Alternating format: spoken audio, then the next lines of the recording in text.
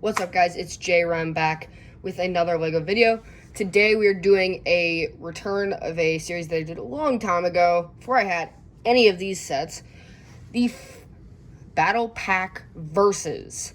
Today we will be comparing set number 75345, 501st Clone Trooper Battle Pack, and set number 75280, the 501st Legion Clone Troopers. Today I'm going to be scoring on a 1 to 5 system. So you see I have 501st Clone Legion and 501st Clone Battle Pack. The first category is minifigures. Second category is the build or builds. And the third category is value. What are you getting for your money? So, starting off with the 501st Clone Trooper Battle Pack. Give me a moment here to realign this.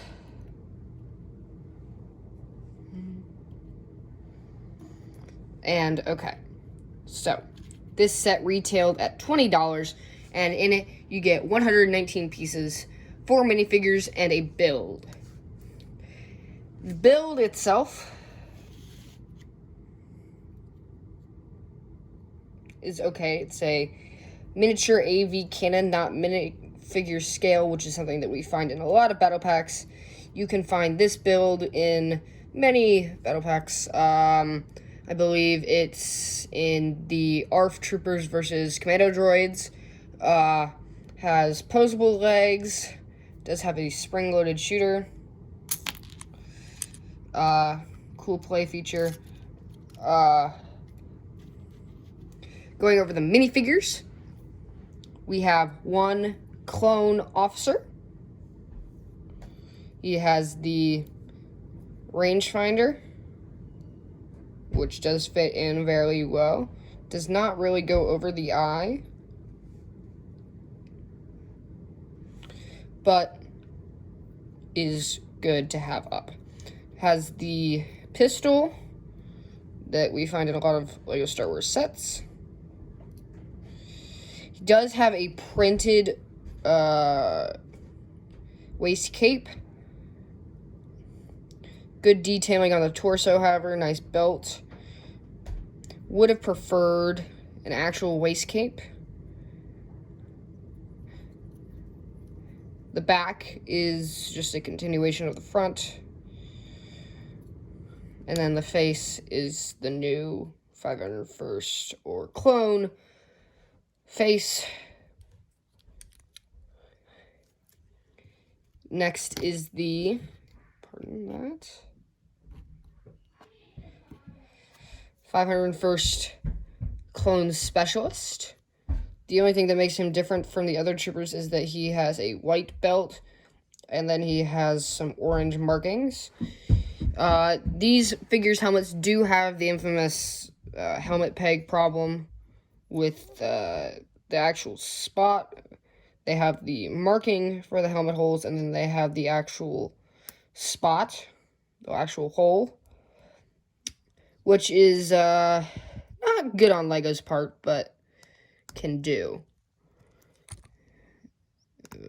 Bear with me as I try to fix his helmet. All right, there we almost go. While we're at this, we'll look at the helmet. Is the same as the others. Has some nice side printing here. And the face, again, is your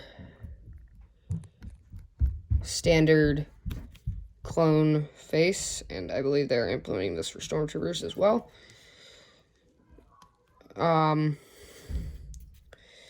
The goggles are nice.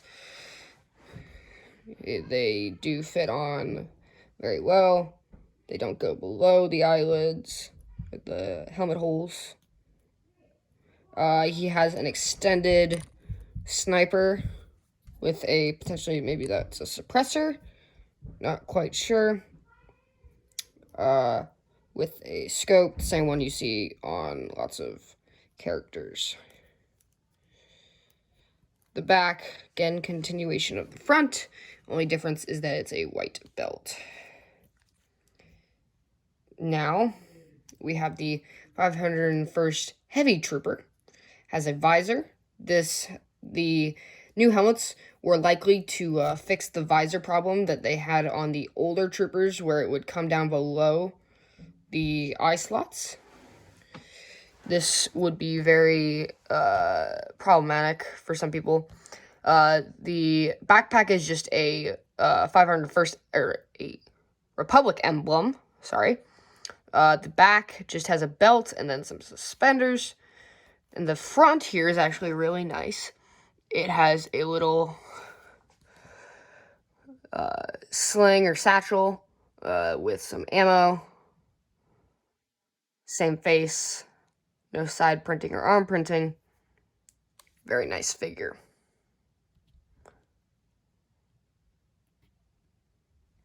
Same helmets as the other two. So now, we're going to move on to the 501st Legion.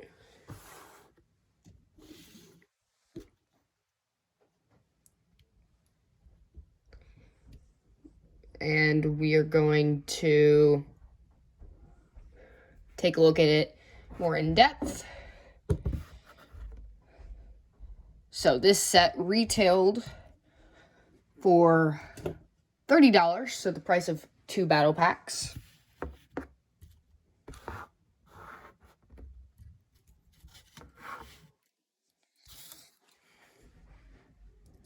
You got 6 minifigures, if you count droids as minifigures.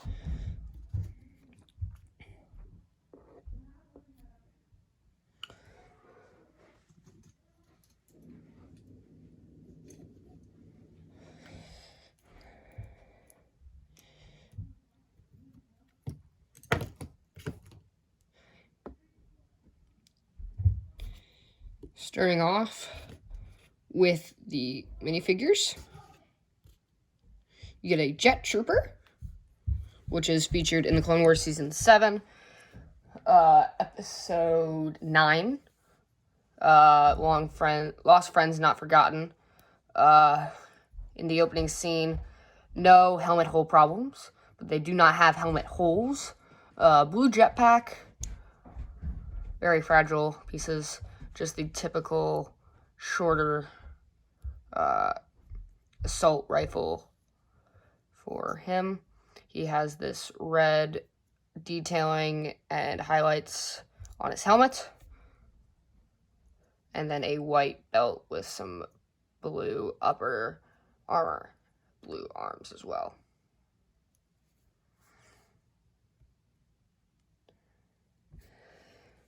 Now moving on to the basic Clone Trooper, which is one of the differences between the two battle packs. We get 2 regular troopers, as opposed to the 501st Clone Trooper battle pack. We get 2 heavies and no regular Clone Troopers. So pretty simple, white belt all the way around, no upper body change. Blue highlights down the middle, typical 501st apparel. There's 2 of those, and then the 4th minifigure is a exact copy with a longer rifle. He is the same on the box. We have 2 B1 battle droids.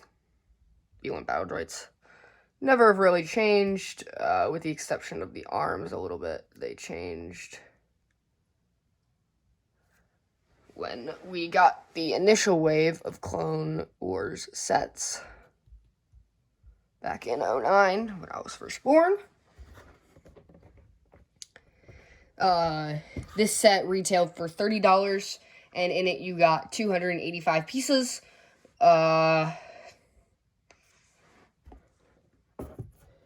Now I'm going to move the figures out of the way here, and we're going to take a look at the builds. Yes, correct, builds. In this set, you're getting about 2 battle packs worth of pieces, a little bit more. But 1.5 battle packs worth of figures. So, ideally, to improve this set, you would add 2 more minifigures, and I'll go over that later. But starting with the Bark Speeder, it has 2 stud shooters on the front, some ski pieces or snowshoe pieces, utilized pretty well there, handlebars, and then it has 2 additional assault rifle blasters with extended barrels here. It does not have anything to make it appear as though it's floating off the ground. Has a couple of stickers on it. One piece does have 3 stickers on it, actually. This piece up here has 1 on each side and then 1 on the top. This is not minifigure scale. Now we're going to move on to the ATRT. Again, not minifigure scale. One of my friends actually did build a minifigure scale ATRT out of one of these, using all the pieces from this, no additional pieces, and you can find them all over YouTube. Has a posable stud shooter on the front, a couple of stickers around the side, 501st sticker here, a couple of antennas, and then space for the blaster, and some binoculars. It does move. It's just not gonna really cooperate with me right now because it's been sitting on my shelf for a couple of years. In my 501st Army. So, solid, good detailing. You can see lots of stuff just integrated in there. I believe it does not turn, but yeah, I think you can, if you want, potentially pull it off and then reinsert it, but I would not recommend it. So, now we're going to go into the judging of the sets. Starting off, I am going to give the minifigures to the 501st Legion because it gives us 2 basic troopers, really 3 if you wanted to swap out one of the weapons on the speeder, and a jump trooper. This is a traditional battle pack, 3 identical minifigures, and 1 special minifigure, plus 2 battle droids. Not really great. Personally, I would have preferred to take out the ATRT, make it a smaller ATRT, with actually minifigure scale, same with the Bark Speeder, and then add in a tactical droid and another B1 battle droid, or make them all B2 battle droids, and then add a STAP for the Separatists. This would be ideal, because you'd be getting 2 battle packs worth of minifigures, which is what you're paying for, in $30. So I'm going to give them a 4 out of 5, the 501st Legion, on minifigures. Moving on to the 501st Clone Trooper Battle Pack, I'm going to give them a 3 out of 5, mainly because we don't get any basic Clone Troopers. We get 2 heavies, which we've never seen before, very cool, an officer that does not have any capes, and then a specialist, which is cool, but definitely would have preferred to have 3 troopers and then an officer, heavy, or a specialist. Moving on to the builds. I'm going to give the 501st Clone Trooper Battle Pack a 4 out of 5 on the builds, because it is closer to minifigure scale than the ATRT or the Bark Speeder. The bark speeder would need to be 4 or 5 studs shorter. I've also seen people make those pretty simple, just removing a couple of pieces and putting them in different spots, similar to how you might customize your Armored Marauder if you saw that short that somebody posted about how to change it with adding maybe 2 pieces. But it's pretty simple, so I'm going to give them a 4 out of 5. Now, moving on to the 501st Legion, I'm going to give the builds a 3 out of 5, mainly because they are not minifigure scale, and they definitely could have shrunk them down and added in a vehicle for the Separatists, or 2 more minifigures for the Separatists to give you what you're paying for. So I'm going to give them a 3 out of 5. Moving on to value. The 501st Legion Battle Pack is not very good value. You're paying $30 to get 1.5 battle packs. The reason I say 1.5 is because you only get 1.5 the amount of minifigures, as well as 2. It's not very easy to build an army out of this, because you're gonna have lots of leftover pieces and you're paying twice the amount for 1 battle pack. If you were trying to build a Separatist and clone army and they gave you 2 extra minifigures, it would probably be worth it, because you would be paying for 2 battle packs, probably the same amount of tax, but maybe a little less. It would definitely be easier to build a clone army and a Separatist army at the same time if you had the 2 additional minifigures, one either being a tactical droid, like we saw in Season 7, Episode 9 of Clone Wars, Lost Friends Not Forgotten, but you can only wish. Now, I'm going to give it a 3 out of 5 on the value. Again, had you gotten 2 more minifigures and then made these builds smaller and added in a vehicle for the Separatists, or 2 Staps, or whatever it might be, the ideal army building for this would likely be 1 more B1 battle droid and 1 B2 super battle droid, but I will leave that up to you. Now moving on to the 501st Clone Trooper Battle Pack. Value, I'm going to have to give this set a 5 out of 5 for value, because you're getting what you pay for. Well, modern battle packs, at least. Not the original $15 that we used to pay for battle packs back when the Legion came out. But it is a solid battle pack. It is good for building armies, because if you want to have a diverse group of troopers, it's solid for that, and you also get a good build along with it. So I'm going to give it a 5 out of 5 on that front. For modern battle packs, it's good value, I would say.